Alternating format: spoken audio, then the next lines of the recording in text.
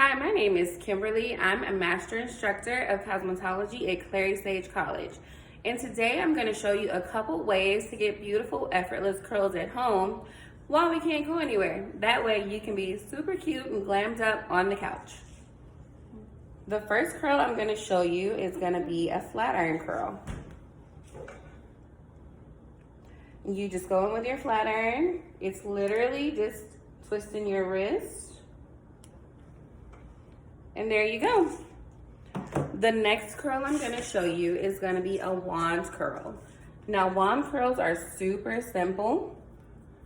There's no clamping, none of that. You just have to be super careful because you don't want to burn yourself, because this isn't like a curling iron, so there's no end for you to hold on to. You just wrap it around, hold it for a couple of seconds, and there you go.